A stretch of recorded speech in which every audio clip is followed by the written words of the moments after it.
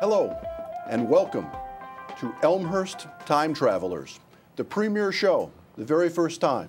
Something very special is about to happen here in just a few minutes. This cable series will be in association with the Elmhurst Historical Museum and Elmhurst Archive of Town, and will provide a video history of significant Elmhurstonians in the Elmhurst Historical Museum. I'm Ken Bartels, and I will host Elmhurst Time Travelers. And with me today, we have our three initial guests, three good friends who have done this kind of reminiscing their whole lives. And we have in order Ralph Tellefson Jr., Charmaine Tellefson, and Thomas O. Myers Jr. We got two juniors for you. Two juniors, absolutely, Tom. And I want to start off, and I gave you some questions some weeks ago just to spur your thinking, and I know that that's what's happened, but wanted to start off, for the record, state your full name, your birth date, your age, and where you were born, and then we'll launch into conversation. Ralph, you want to start? Sure. Ralph Tellefson Jr. I was born in Elmhurst at the hospital, which was only a couple of years old at that point, on March 14th, 1930. And the family was residents of Elmhurst for a couple of generations prior to my birth, but in any event, it's been a fun ride, let me put it that way. Charmaine? Charmaine Moore Tellefson. I was born at 420 Washington Street, Elmhurst, literally, in the upstairs bedroom in the midst of a snowstorm. My mother didn't trust the hospital, so therefore I grew up there and then moved all over Elmhurst. Tom? Ladies have their privileges. Thanks for not mentioning the year. I didn't think she was going to mention the year of her birth. Oh, I did. I didn't, huh? 1930. Oh, no, keep it to yourself. I'm Thomas O. Myers Jr.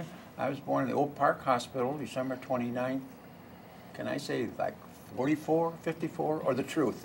24.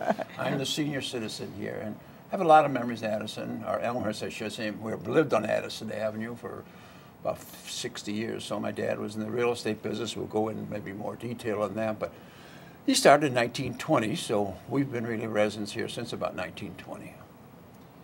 Well, as I shared a few moments ago, I gave you some questions to just generate conversation, but I know that the three of you have these kinds of conversations on a regular basis. But I wanted to start off with one thing. Throughout our lives, our brains capture everything, but we don't necessarily aren't able to retrieve it all the time. I'm just wondering, and the first question I posed to you were if you would share with our audience the first thing you remember about Elmhurst, the earliest thing, and about when that might be. And Charmaine, maybe we'll start with you on this one. Well, that's a wonderful one for me because I remember Wilder Park. That was my first really remembrance as far as Elmhurst was concerned, other than the next door neighbors on Washington Street. And I remember my mother and father were very, very into the THB Post 187, American Legion. And as such, in that Memorial Day parade, I was chosen or elected or something. Anyway, I got to be Miss Elmhurst. And I was about 3, and I wore an orange bathing suit with a white piece across the front that said Miss Elmhurst. I looked like a Wheaties box, And, sassy even then. Yeah. And it was fun. That was my first memory of it. Well, Ralph was probably in the crowd and saw you, and history was made. Ralph, what about you? Well, I think my first memory, our family had a home on 432 Prairie Avenue in Elmhurst, which is no longer, that house is no longer there. But I remember having some kind of a communicable disease, and Mary Creighton coming to the door with a hammer and nailing up the postcard on the door to say that, I had measles or something. And then Mary was the type of person that she made herself known to you. She came in to make sure that I wasn't upset and so forth, seeing somebody come to the door. And so she sat by my bed and we talked and so forth. But that is my first memory of Elmhurst. That must have been about 1934, I would think, something like that. And so forth. And of course, Mary served long in Elmhurst, and I think older citizens remember all the things that she did for them when they were having trouble with their health, and she just was very considerate, and that was really a plus in those days. Absolutely. Tom? Toughest job is being the third to mention, because Well, she you took won't be my third on parade all the away from questions. me. I remember the parade. I don't remember you, Charmaine, so No, you get gee, mad at me. But well. when I was about 30, is the Civil War veterans. They were in black coat and hat, and they were trim, but I really didn't appreciate it and didn't realize what I was seeing history, because at the time, it was about around 1930, 31, 30. There were maybe just 2 or 3 left, but I remember them in the parade. And also, I do remember, like the signs at Creighton. She was a school nurse also, as I remember.